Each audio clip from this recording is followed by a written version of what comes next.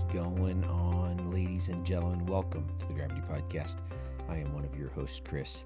Thank you for choosing to tune in today. Hey, folks, we are back at it. How do you stay grounded in a world full of noise and chaos? What are your foundations in life? What are the things that keep you grounded? What are the things that keep both your feet on the ground? Jamie and I have talked about it here on the podcast before.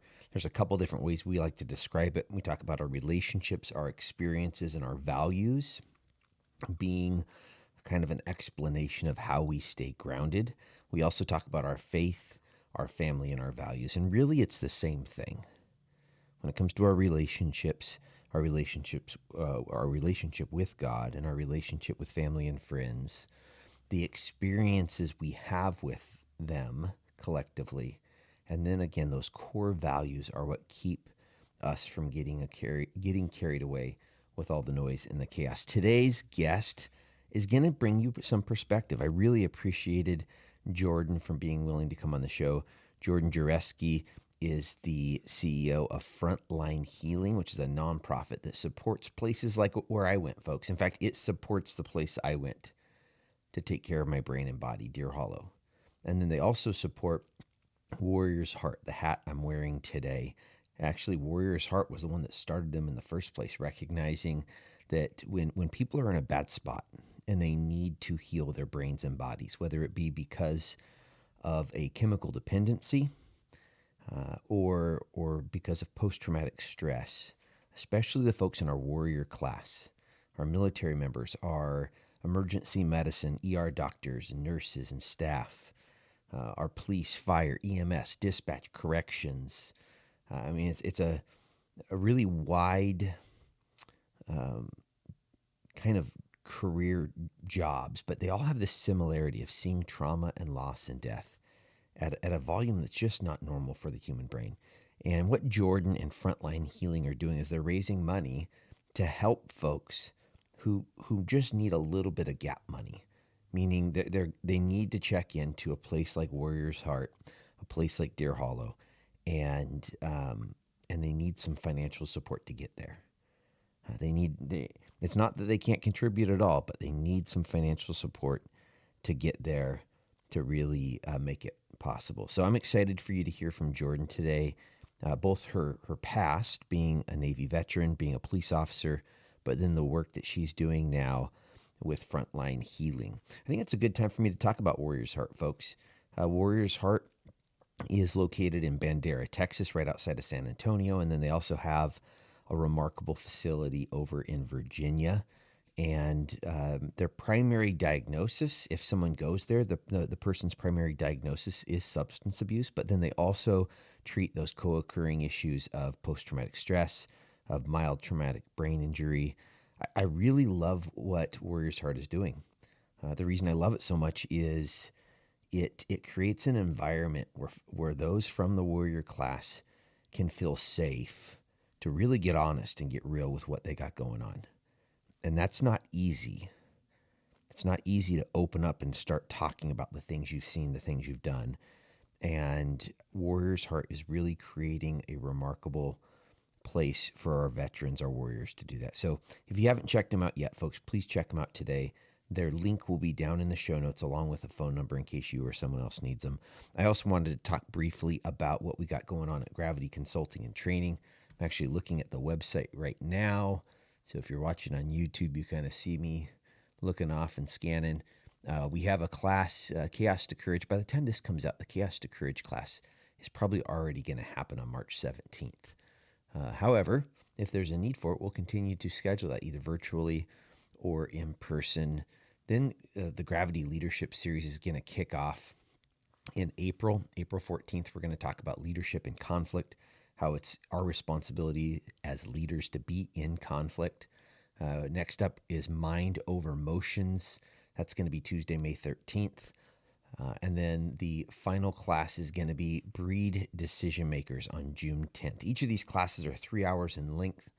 They're really geared for a broad audience. So whether you're in leadership in banking or in the food biz, or whether you're in government, whether you're in insurance sales, whether you're a realtor, all of these these topics are things that are common for us as we lead other humans. All of them are going to be on the Zoom platform. They're priced affordably at $150 per class. And really, the goal of it is to give you some great takeaways on those topics to go out and lead well. With that, folks, let's get into this interview with Jordyn Jureczki. Jordyn Jureczki, welcome to the Gravity Podcast. Thanks for having me. How's Texas this morning? It is chilly, man. I feel bad complaining compared to your weather, but I'm cold. I was going to say, define chilly. Like, is it 82 degrees chilly or? No, it's one of those right now where it says it's 20 but feels like 8. Oh, So that is cold. That's legit. Like, that's certifiable cold. yeah, that's cold. I feel Yeah. like that's cold for everybody. Oh, completely. Yeah. When my wife and I, we lived in San Antonio, near you for 2 years, and it gets cold. It gets cold in Texas. It does. People doubt it, but I'm originally from Colorado and my mom doubted it the first time she came down here and she learned her lesson. So It's flip flops and tank tops, folks, in the summer, and then during the winter time, you actually need a parka. yeah. I'm sorry, this is way off track, but funny story. So when I first got stationed at Lackland Air Force Base, my wife and I, our truck was like old school bench seat vinyl. Like when it's sweating, your skin's getting stuck to it. So I mean, you had to wear during the hot summer, you had to wear clothes appropriate for the hot San Antonio weather. So she would come and pick me up from work sometimes, and she'd be wearing short shorts and a tank top. I mean, nothing inappropriate, but she'd be wearing cool clothes. Well, we were given this Egyptian major a ride home, and I don't know what the clothing parameters are in Egypt for women, but I sensed that maybe my wife was wearing a lot less than what he was used to. And he was very nice, and there was nothing weird, but I just, yeah, I kind of got that feeling from time to time. I think maybe even I sat in the center instead of sticking her in the center bench seat between us. So good times. Hey, that was way off track. Why don't we get back on track with this podcast episode, Jordyn? I apologize. I do that from time to time. Hopefully, you'll No, you're good. keep me in order. For folks that haven't heard your name, your voice before, can you give a short introduction of who you are? Yeah, sure. My name's Jordyn Jureczki. I'm the CEO of Frontline Healing Foundation. So, what we do is we subsidize the cost of treatment for veterans, first responders, and active duty military who are seeking treatment for substance use, post traumatic stress, traumatic brain injury, and just don't have means to pay for their treatment. I love it. And then you did things like in your past, like you have a before Frontline Healing history. What Yeah. what what are some of the things you did before this role as CEO? So, I joined the Navy right out of high school. Went into the Navy. I actually went in with a NSW contract. Uh, Went to school, didn't make it. I was the one that rang the bell. Kind of got my spirit crushed a little bit there at the beginning. 18-year-old Jordyn, and what happens when you don't make it in the Navy is you go needs in the Navy, and you get sent to a ship. So I was shipped out to Sasebo, Japan. I was stationed on the USS Bonhomme Richard for 4 years out there in Japan. Did a couple deployments on the ship and came back to the States when I got out, moved to San Antonio, and I bartended, bounced around for a little bit trying to find my way after getting out of the military, and ended up going to the police academy out of San Antonio and got hired on as a police officer at one of the local agencies and did about 5 years doing that. And yeah, about 2 years ago, I got the opportunity to come on with the foundation full time. So I'm very lucky. My sheriff kept me on as a reservist, so I get to keep my license and all that jazz. And now all I do is foundation all the time. I love it. I didn't know that part about you about the Navy. I really appreciate you sharing that. I just sit there and think about the relevance in folks that you're supporting because here's the Mm, deal.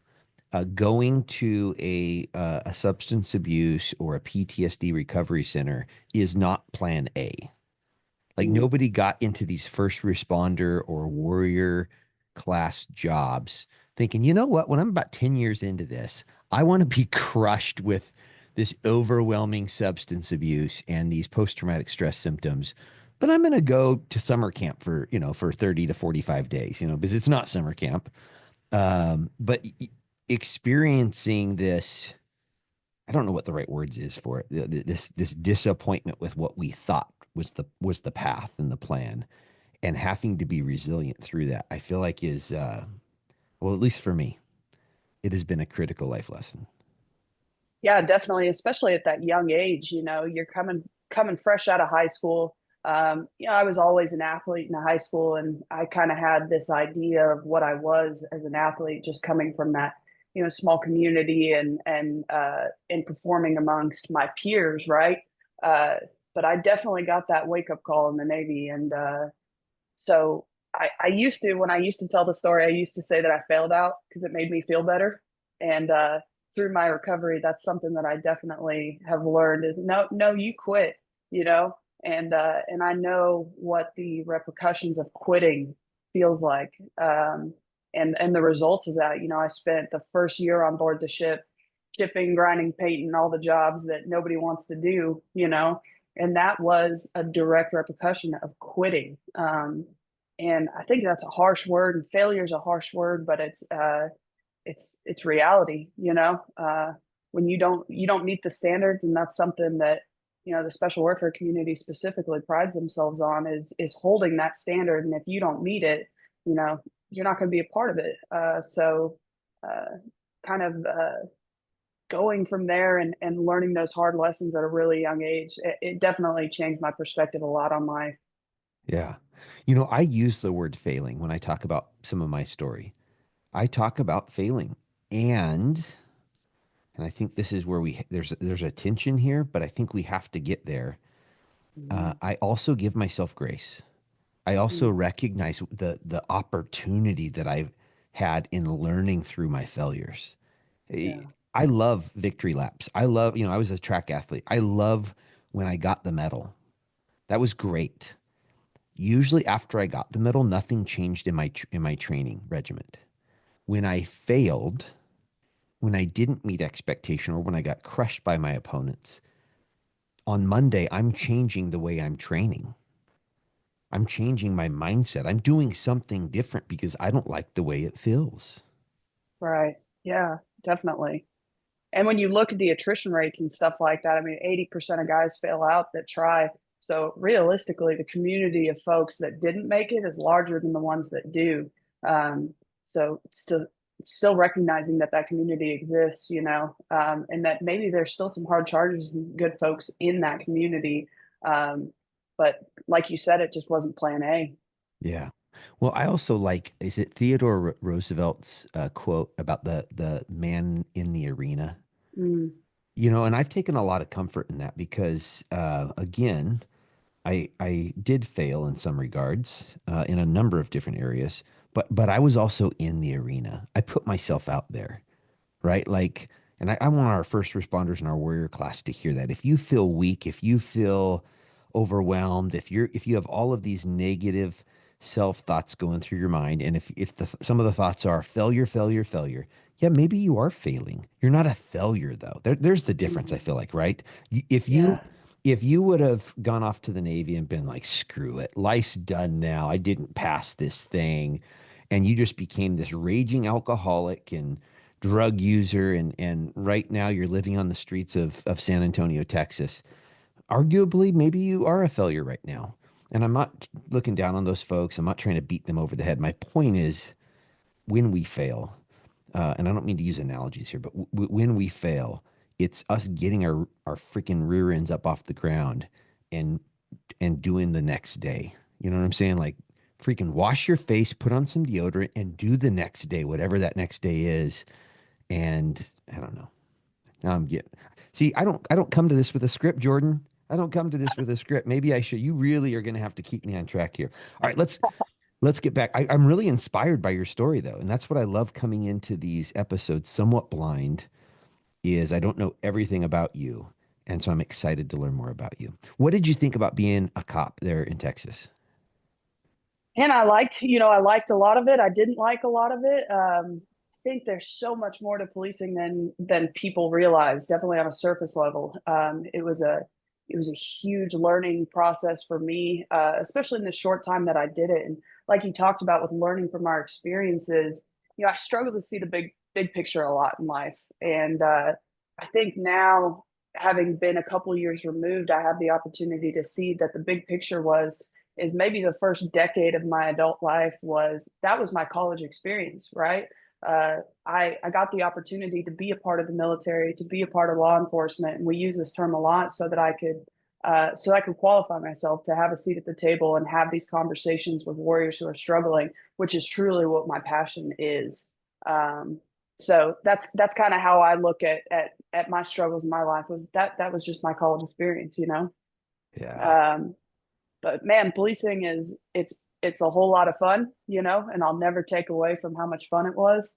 Um, but there's some tough days too. There's tough days, and it's not what everybody expects it to be. You hear on the news about shootings or stuff like that. Man, we had a large section of Interstate 10 in my county, and I can tell you that the wrecks kicked my butt. The car wrecks, the just sheer amount of car wrecks that we had in our county, that'll take a toll on you. We also we were semi-rural community, but we were also one of the larger cities on the outskirts of San Antonio, so about an hour outside. So we were kind of this island out there, right? We always joked that the civilization fell off on the west end of our county because it really does. It's cowboy country out there. See, I have Uh, romantic feelings about cowboy country and the cowboy lifestyle. I own a pair of cowboy boots and I wear them often. But when I watch some of the shows, man, they didn't bathe very often. I kind of like smelling halfway decent. I don't got to have on a whole bunch of cologne or anything like that, but I think there was a whole bunch of stank. You know what I'm saying? Like, Oh yeah, I can you know. only imagine. That's one of my biggest gripes with cowboy movies. Is I said your teeth wouldn't look like that. You got nice teeth. So, so yeah, tons of experience being in the Navy, being a police officer. At what point did you start getting connected with this Frontline Healing organization? Because again, I agree. You got qualified through the things you did and prepared you for your current role. At what point did you start seeing this other role and start doing some work with them? Yeah, so that was kind of a long road. I mean, just throughout my time in the Navy, drinking culture is huge in the Navy, especially out there in Japan. The drinking age is 20 officially, but they never really ID'd any Americans, so drinking culture was always huge out there. And I never really drank until I got into the military. It just wasn't a part of my upbringing or anything like that. My parents weren't big drinkers or anything, so I like to say I hit the ground running hard when I got into the Navy. You're And gonna do it well, right? yeah, and I don't know if I did it well, but I did it a lot.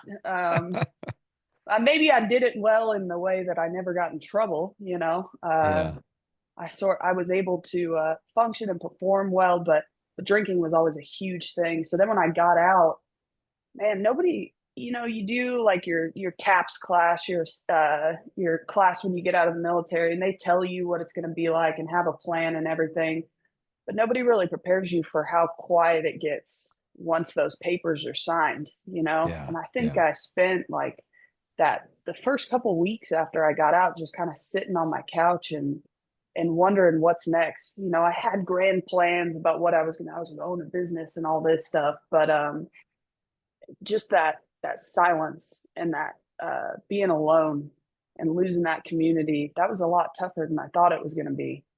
Um, so just to keep a roof over my head, when I came out to San Antonio, I was doing all sorts of odd jobs. I was bartending because utilize your skills, right? Right. So I was working at some bars. I was working at a golf course doing the cart thing. Just a bunch of nothing that gave me any sort of purpose.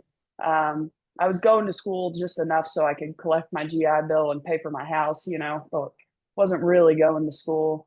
And there was actually a constable that worked at the bar that I worked at, and he asked me one day, "What are you going to school for?" I said, "Well, criminal justice." He's like, "Why?" He's like, "Because I want to be a cop." And he goes, you don't need a degree to do that. I had no idea. So ended up looking into it more, found out I could use my GI Bill to go to the academy, and I was all in on it. I was super excited. I remember going to the Explorer program when I was in middle school, and man, I don't know what they were thinking, but they put a gun in the hand of a 13-year-old, and I was all about it ever since then. So Yeah. uh, got to go to the academy on the GI Bill. That was great. The academy in San Antonio is a regional academy. So I didn't have a job when I went in, and there were a couple agencies that I was interested in when I was leaving, and one called me back first, and that's all it was for me. Man, you and I Uh, have so many crossovers. I was a police explorer. I tested with different agencies. I kind of wanted to work for one. That's not who called me first. And I needed a job. I was getting out of the Air Force, right? And so it was like, offer me a job. If you say you like me, offer me a job and you'll see that I'm signing up. And I did the same yeah, thing. So yeah, what? no, it. Oh, go Go ahead. ahead, Go ahead. sorry. No, I was just as throughout all this, the drinking was still very much so a thing, and and and it probably was a problem at that point. Not so much. The thing was is that I was always motivated, and I wanted to almost redeem myself for my shortcomings in the military, right? So I wanted to be any job that I could have in law enforcement. I wanted to do it, and I wanted to be the best at it. Um, so I was always just really hard charging in law enforcement, especially when I started working and stuff. Any sort of collateral duty that I could hold, I was about it. Like I wanted to be that person for everything, you know. Yeah. Um, but I was involved in a pretty tumultuous relationship at the time. Also, another veteran, also another law enforcement that we bonded over alcohol, right? Like Yeah. that was our connection was through alcohol. Is we liked to drink together. Um, he suffered from a lot of PTS himself, and that got pretty violent pretty quick. So as that spiraled out of control, I actually started training jujitsu just for law enforcement. I started going to a gym in town. Really enjoyed it, and we went to a tournament one time in San Antonio, and that's where I met Josh Lannon, the owner of Warriors Heart. Um, Yes. so he started telling me about this program they had. Hey, we got a ranch about 20 minutes from you, and we train jujitsu out there every Sunday. Why don't you come out and check it out one of these times? So I came out to Warriors Heart, and that first time I went through the gates, that was the end of it for me. Like I was in love with this place. So Yes. I just started becoming a part of the community here at Warriors Heart, and everything was still falling apart at home, right? But I wanted to be out here more and more, and I kind of had that mentality that yeah, the guys that are in the program here, they deserve it, right? Because they did something in the military. I didn't, you know. I, Mm. I don't qualify for this. These are war heroes. These guys went to combat. These are cops that have done 20 years. I haven't quite met those qualifications yet. So even though I knew in my heart that there was probably something going on with me, um, I didn't think that I counted for this. So yeah, it just continued to be a part of my life, and continued on. And as things started to fall apart more and more at home, I finally reached that point in April of 2021 where I was done, and I was uh, ready to give up. And thankfully, I had the community here at Warriors Heart that brought me out of that. So I've been sober since then, and man, my life has just been this trajectory going straight up ever since then. Um, once I removed the alcohol and I began to dive more and more into this community of recovery, everything has skyrocketed since then. That's amazing. Jordyn, you said a big word there. You said you were ready to give up. Do you feel comfortable kind of sharing more about that? Yeah, definitely. So like I had mentioned, I was in that violent relationship, and there was one night in particular that I went home and he was drunk, and he pulled a gun on me and said I was too stupid to ever leave him. And I was barefoot in my PJs and I ran out of the house. I left my dogs, which were the most valuable thing to me in the world at that point. Left Yeah. my dogs, left everything, and drove to one of the guys on my shift's house because he had actually two of the guys on my shift had pulled me to the side one night on night shift, said, "Hey, let's meet up in the parking lot, have a conversation." And they said they knew what was happening. And I wasn't ready to admit it at that point, but they just wanted to know that I had an out if I ever needed it. So that night I took that out and drove over there. I was drunk. He was drunk. Everybody's drunk. And I said, I need help. I need to get out of this. And of course, because I lived in the community that I worked in, a report had to be made. And day shift ended up going out to my house to confront him about, these allegations that I had made. And, you know, he had cleaned up the house in that time. He actually fixed drywall within the amount of time that I had taken to come back and come out. And he was sitting out on the driveway. And the mental health authority in my town said that there was nothing that they could do because he was drunk. So it was an alcohol problem, not a mental health problem. Mm. Um, and that hurt because I had been living for the past year through this nightmare um, of his PTS and alcohol fueled rage. Yeah. Um, I knew the truth, but yeah, it's not a mental health issue if you're under the influence. Well, it sounds like we all have an excuse then. I guess so. So yeah, I felt pretty betrayed by that, and Wow. Yeah, that cuts deep. I ended up getting my own place. I could only afford this little apartment in the county, and then I was completely alone. And Yeah. I would go to shift, and I never once drank when I had to work. I would Yeah. always perform. I was very passionate about my job. I would never jeopardize any of that. But when I came home, it was game on. You Yeah. know, Yeah. and I was at a point where I was done. I was done living, and I didn't see a reason for it anymore. I was going to a church in town at that point, and I had actually set up a meeting with the pastor, and I spilled my heart out to him, told him everything that I had been going through, told him that I was done, I was ready to take my life, and he looked me in the eyes and said, "I don't know what you want me to say.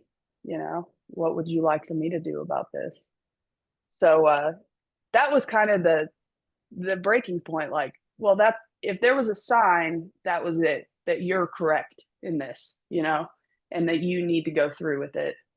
Um, but I was scared. I'd worked suicides. I didn't want to look that way. Have my friends show up to my house and see me that way.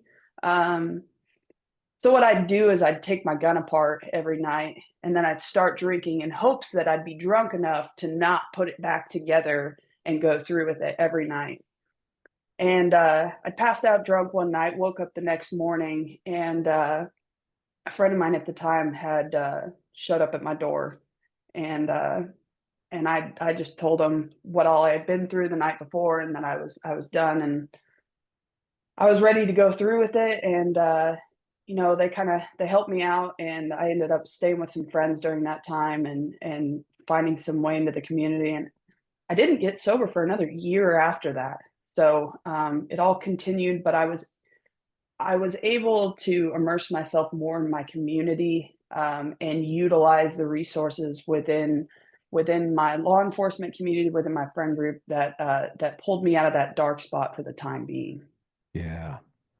And during this, if I'm following the timeline correctly, during this, you are connected with this jujitsu group at Warrior's Heart. So, I mean, that's a piece, when you're using the word community, that's a piece of your community that's kind of walking with you during this time. Oh, definitely, because I like to talk about jujitsu as a place where somebody will notice when you don't show up. Yeah. And that was something that happened several times to where I would drink before class and just decide not to go, you Yeah. know. And those nights that I wasn't there, I got a text or a call. Hey, where were you tonight? We missed you, you know. Yeah. So that provided that accountability, and I felt like, somebody missed me. Yes.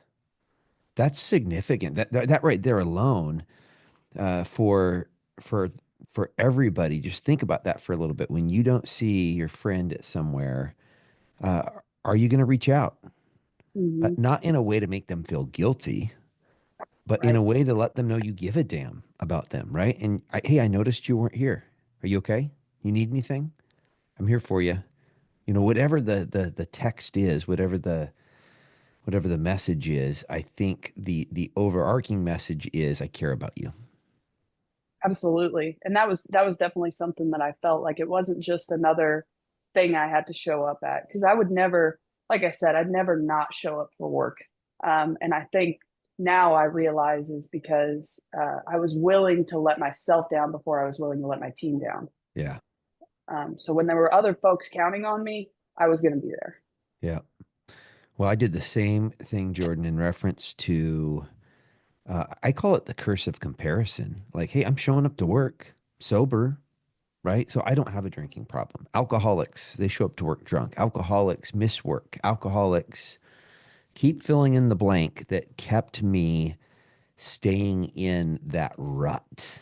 And I think of a rut like a wheelbarrow. You know, I sit there and think, I think it was maybe like a Winnie the Pooh book as a kid, where the wheelbarrow was driven down the same path over and over again, and eventually you can't get the wheel out of the path. You can, but Mm, it feels impossible, and it almost takes someone coming alongside of us and helping us to get out of that rut that we're in, those behaviors, those habits, to free us, to free us into living a different life.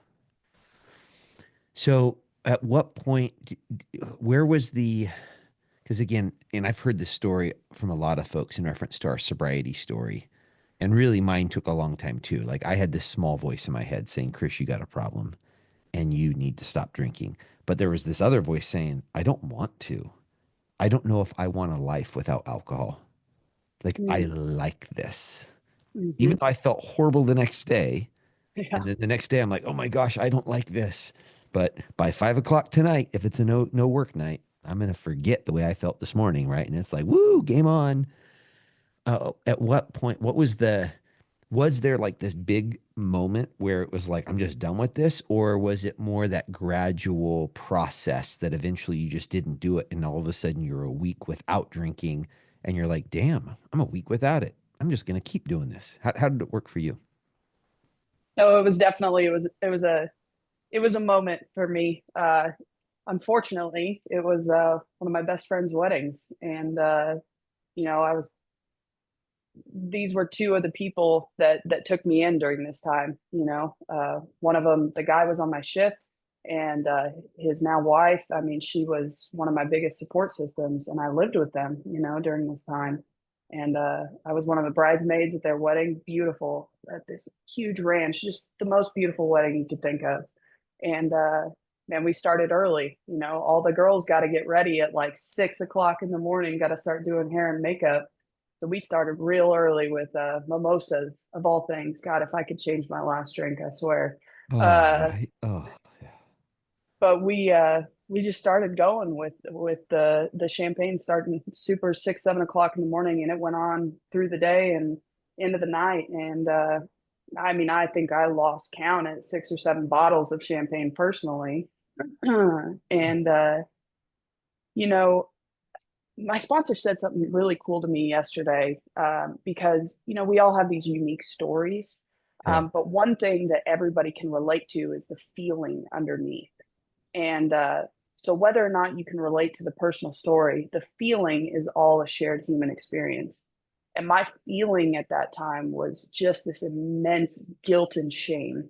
Mm, And man, I could not stop crying. I just remember before I blacked out, I remember not being able to stop myself from crying just wow. constantly. And I don't, I've been told what I did through that night. I don't know 100% what I did or didn't do, but I woke up the next morning and I was like, I'm done. I can't do this anymore.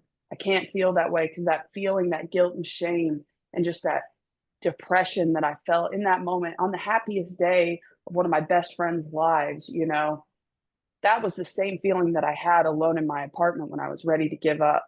And now the fact that it had transferred from being alone and having that feeling to surrounded by the people that you love and still having that feeling, I couldn't feel that low again. So that was the day that I determined that I needed to be done. And I said it out loud. I think I'm done. I have to stop drinking, and I haven't drank since that day. Good work, Jordyn. Yeah, thanks. Wow. I wish we didn't have to hit those lows. I wish we didn't have to. But again, when you look at the brain science behind any type of substance addiction, it makes sense why it's so hard. Yeah, There's a lot of things happening in our brain and body chemistry that make consuming alcohol or using other drugs feel good. And when we've had trauma, when we've had loss, it's we're medicating ourselves. We're making ourselves feel better, which is it makes total human sense why we do the things we do. The part that doesn't make sense is all of the repercussions. Again, me waking up the next morning going, "Oh my gosh." You were mentioning champagne and I grimaced because I had a bad champagne experience. I had a very bad champagne experience and then I've never drank it since. Even before I quit alcohol, I quit champagne. My wife and I are on an anniversary trip. We are in the Dominican Republic. It is beautiful, all inclusive, and I don't speak Spanish. My wife does, and lots of Spanish there. And all of a sudden, we're at the pool bar, and I see a young lady about our age or so, maybe a couple years younger, and I assume her mom, and they're talking in English. And I looked at my wife and I said, "Can we go over there and talk with those women? I just want to be around people speaking in English." She's like, "Yeah, let's go over there." So we go over there. We find out that the young woman's divorced. She's there with her mom celebrating her divorce, and me and the young woman hit it off. Her and I are sharing bottles of champagne for the next 2 hours. Well, my wife, I joke that my wife and this gal's mom was supervising us. And finally my wife gets me, and it's the four of us together, but I'm joking that my wife was supervising me while I'm having, totally appropriate adult time with this other woman. And my wife finally gets me and goes, "Hey, we need to go get some lunch." Well, it's like 2 o'clock. I'm dehydrated. I haven't drank anything other than champagne for the last 2 hours. It was a bad day. It was a very, very bad day. And I felt just disgusting. So, all right, let's get back to the story here. That's why I cringed, though. I wasn't anything about your story about champagne. It was just like I had a flashback, Jordyn. You made me have a flashback. You did not make me have a no, flashback. I have the same physical reaction to the thought of champagne. I get it. Oh, so let's talk about Frontline Healing. I don't Yeah. know a lot about that organization. Clearly, you know a little bit about me just in our pre-interview, the fact that I love Warriors Heart. I love the work they're doing down there in Bandera and over in Virginia. Tell me more about Frontline Healing. Yeah. So Warriors Heart's a private treatment center, right? They accept insurance, VA, all that stuff. And they had their nonprofit side, which was the Warriors Heart Foundation. They were always two separate entities, but folks kind of got confused, especially because they shared the same logo. Um, they thought that the facility itself was a nonprofit. So, in order to, even though they were already separate, in order to further that separation, 2 years ago, we changed our name to Frontline Healing Foundation. So, just a nonprofit to subsidize the cost of treatment for anybody who's seeking treatment for any of the services that Warriors Heart provides. We also fund a couple other facilities as well. Um, Veteran, first responder, active duty, exclusive. Um, and across the board too, right? Because that's one of the things that I see a lot in this nonprofit space is usually nonprofits are very community exclusive, right? So you might have the Navy SEAL Foundation, you might have a specific firefighter fund, but just across the board for us, anybody who's stepped up to serve, we want to support you on the back end. Yeah.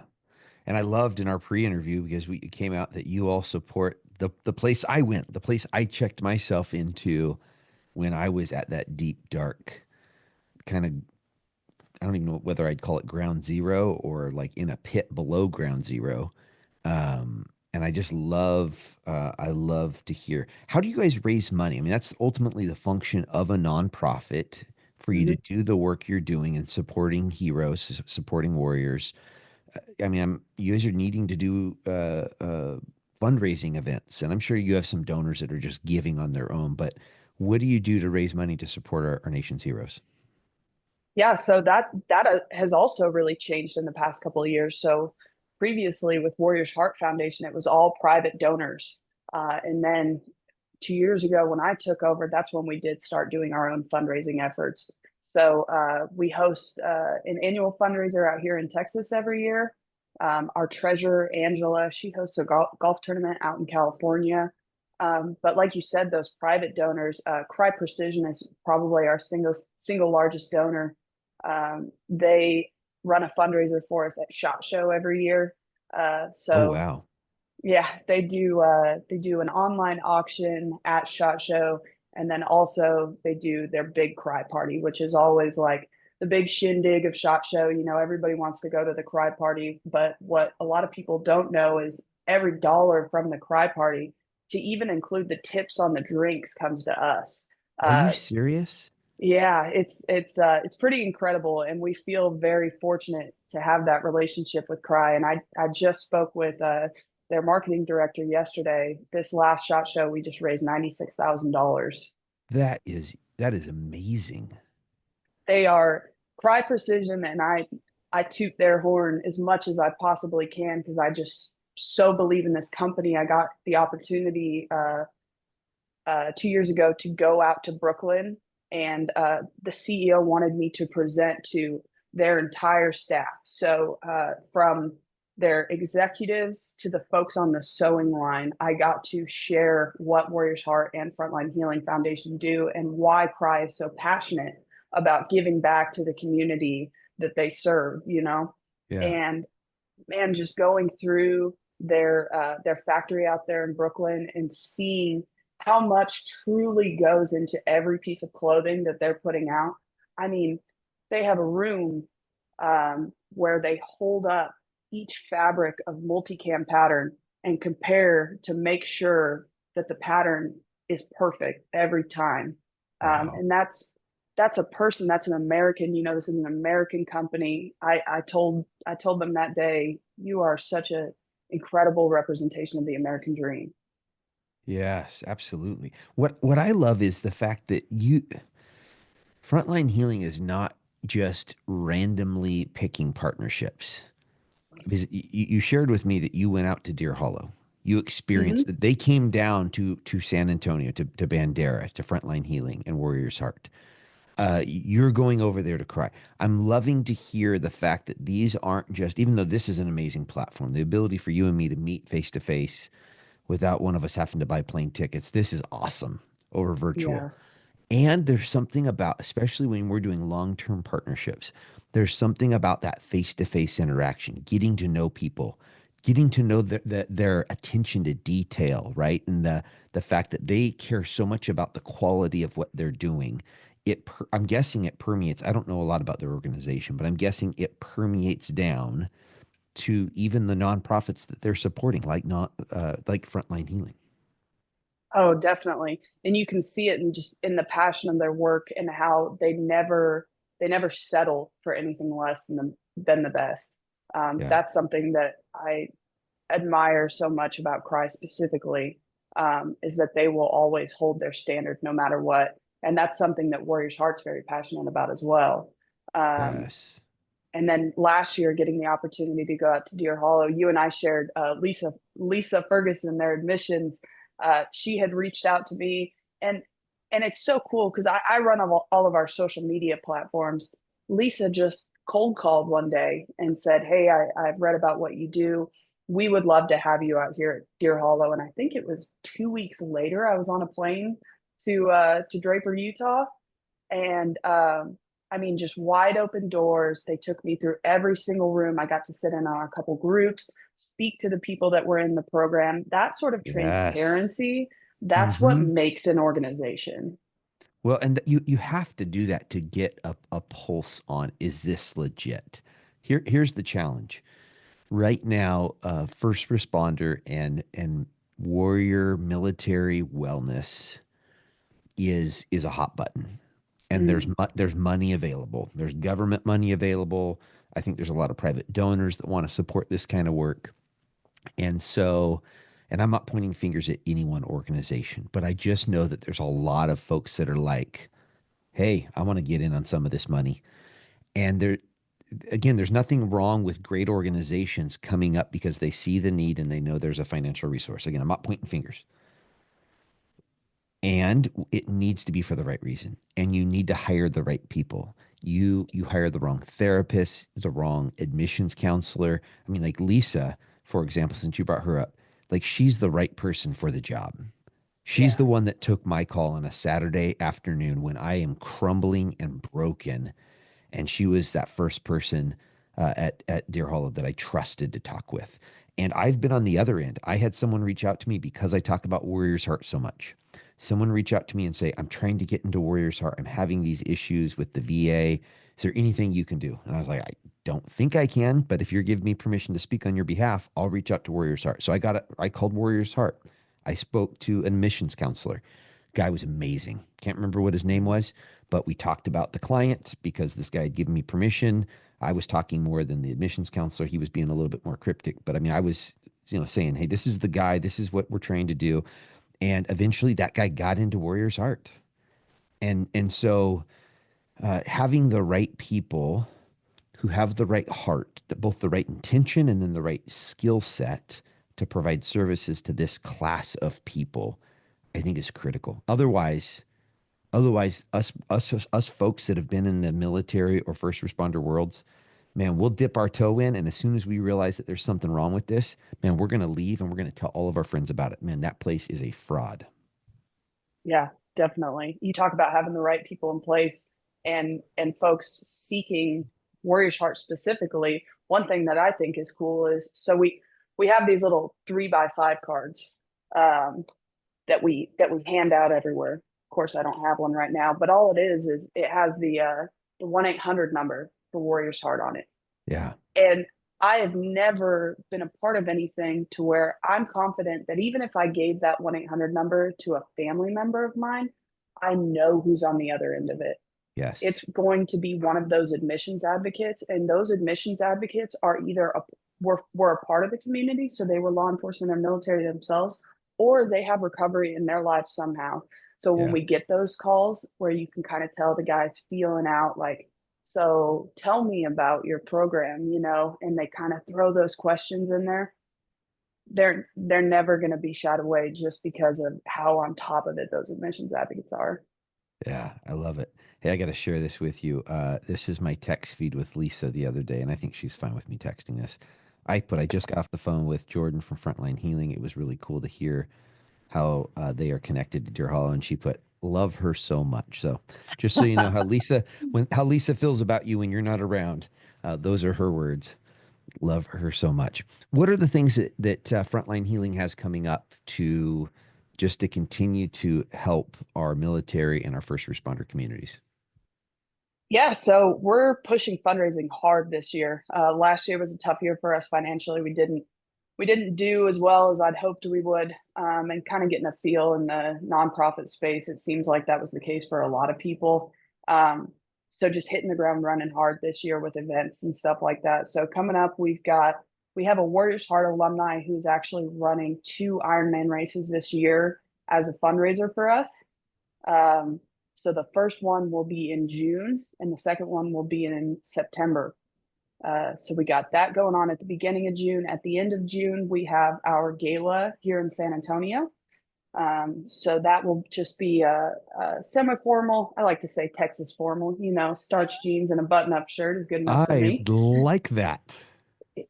And you get a chance to wear your cowboy boots if you come out I for was gonna that. say, when is this again? June 28th. Okay, June. I'm gonna have to talk with my wife and look at my work calendar and see what it looks like, and then maybe I can get a kitchen pass because I am all about wearing a sports coat and my creased jeans and a pair of cowboy boots. That just sounds fun. It's the best look. I mean, I might be biased because that's how my husband dresses, but I don't know. That's Yeah. just my opinion. Well, it So fits for Texas. yeah, it does, and you can't beat it. Yeah. That's a classic look. So we got that gala coming up. What else we got going on? We are actually in partnership with one of your former guests that you've had on your show, Tom and Jen Satterley. Oh, I Uh, love the Satterleys. They are so amazing. yeah, they're doing one of their retreats out in Austin um, at the end of March, I believe. So we will be out there supporting them in their event called the All Secure Foundation. They do their Camp Homefront retreats. Yes. So we'll be out there supporting them. Tom Spooner spoke at it last year. We're just going to be out there as a resource for them. We got that going on. And then carryover from last year, one of our other nonprofit partners called K2 Adventures Foundation. They're out of Scottsdale, Arizona, and they recently started up a program called their Valor Initiative. And it's the Gus Mendez Valor Initiative. And this is their program focused on veterans and first responders. I actually had the privilege of announcing the program at their gala last year. Yeah. Um, so we'll be taking 5 people on a trip rim to rim in the Grand Canyon as a fundraiser for that uh, in May. That is awesome. How about do you have just like monthly contributors? Like, some folks they're just working class folks, but they want to support great things like this. On your website, do you have people just giving reoccurring $25, $100, $200 a month gifts towards Frontline Healing? Yeah, definitely. And that's a big part of our support system is those recurring donations. So yeah, on our website we have a donation page and it allows you to give one time or recurring and those recurring donors are extremely helpful.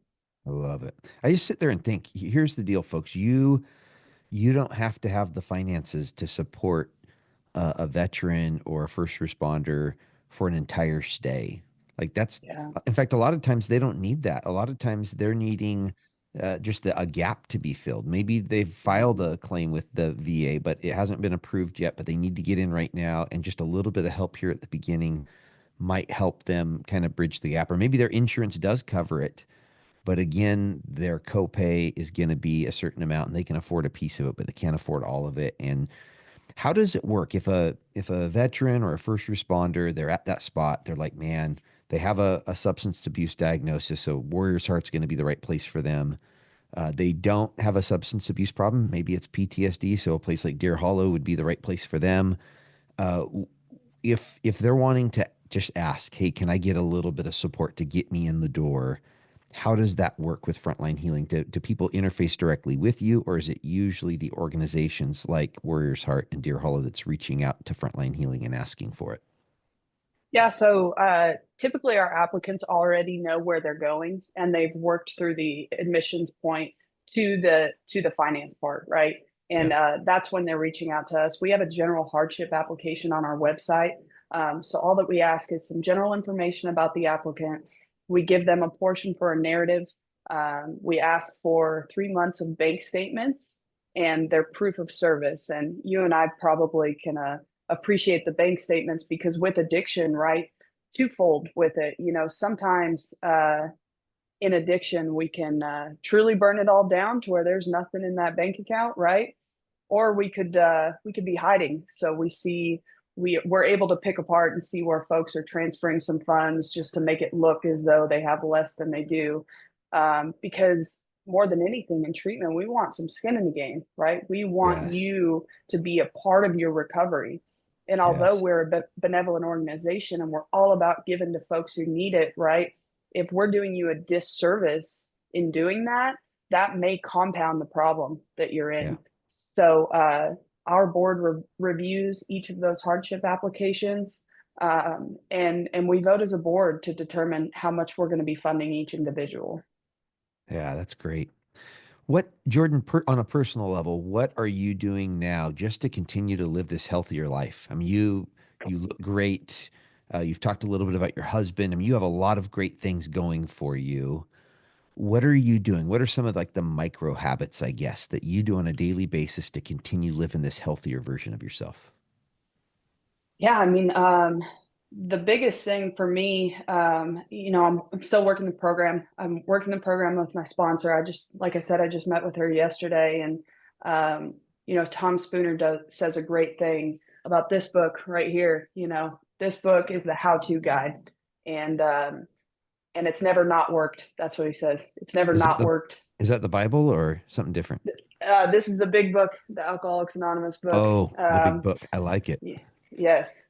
So working through that and constantly working on myself and on personal development level. And one of the ways that has worked for me, and I say that because I realize that it doesn't work for everybody, is through jujitsu. So Yes. our program at Warriors Heart has grown exponentially. Stock F, the Special Operations Care Fund, donated this massive gym, which is actually where my office is. Massive gym. We've got CrossFit, Rogue Fitness on one side, and then we've got a massive jiu-jitsu gym on the other side. And 3 days a week, we're coming in and training jiu-jitsu with the clients that are currently attending Warriors Heart. And what that does for me, and I joke with the clients because they always say, "Oh, thank you for coming in and teaching these classes." I said, "No, it's for me. This is how I stay sober. Not Yeah. only getting out there and doing jujitsu for my own personal health, but being able to work with another alcoholic who's at the beginning of their recovery and being able to be a part of that. That keeps me sober." Yeah. Wow, that's great. And there's actually science behind that. There's science behind the impact that us helping others has on our own mental and physical health. I was listening to a TED talk by a gal named Kelly McGonigal, and it's just a really powerful TED talk on talking about the impact that doing the supporting other humans has on us in a very positive way. Absolutely. I mean, we're community creatures. We have to have a community, and I think that's something that we lose folks when they get out of military, law enforcement, firefighter, EMTs. You've had this community and you feel as though you've lost that. So being able to establish a community, whether that's through something like jujitsu, whether that's going to the gym in the morning, whether that's going to meetings, your church maybe, but having that community and being active and an active participant in that community, that's just going to increase the quality of your life tenfold, no matter what. Yeah, absolutely. Hey, Jordyn, for folks that they've been hearing what you're saying and there's like, man, I need to follow this gal. Like, what else is Frontline Healing? What else is Jordyn putting out? What are ways that people can connect with you? Yeah, I mean, like I said, I run all of our social media platforms. So Facebook, Instagram, Frontline Healing Foundation. You can shoot us a message. I'll respond to it. I check those probably more than I should. But we also have our website, frontlinehealingfoundation.org. You can sign up. I put out a monthly newsletter, just keeping folks updated as to what we got going on. I might put out one or two extra if there's just a specific event, but I'm not going to blow up your inbox, I promise. Uh, and just to keep our donors in the loop as to what we got going on. Yeah, absolutely. And here's the deal. Like if the organizations that I donate to, like I don't want to just give money. This gets Mm, back to what we talked about earlier. I want to be part of it. yeah. Right? Like I feel like I'm part of Warriors Heart. I feel like I'm part of another organization that we donate money to be, and I want to be in the know. I want to be in the know into the things that are going on because I feel like I'm making a difference then versus I'm just going to send some money somewhere so that I can, use it as a tax write-off or something like that. So, well, for the listeners, I'm going to make that really easy. All of those links for Frontline Healing are going to be down in the show notes, along with links for Warrior's Heart and Deer Hollow. Jordyn, time is my greatest commodity. I can't make more of this stuff, and you have given me a lot of yours, and you're giving so much of yours also just to this amazing community of people. I appreciate you. Thank you. I appreciate you. Have a great day. You too.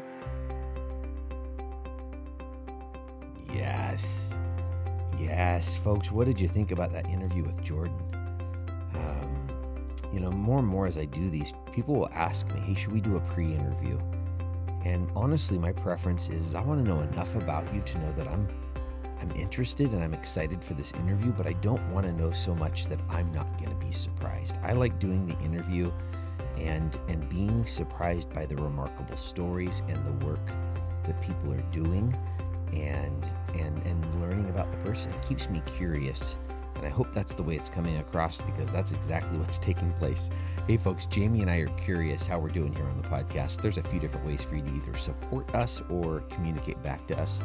First and foremost, please follow us on whatever podcast platform you're listening on, whether it's Apple, Spotify, iHeartRadio, YouTube, audio, whatever it is, folks. That will cause the next episode to come up in your dashboard. If you choose to rate and review us on Apple or Spotify, that will increase our viewability for other listeners.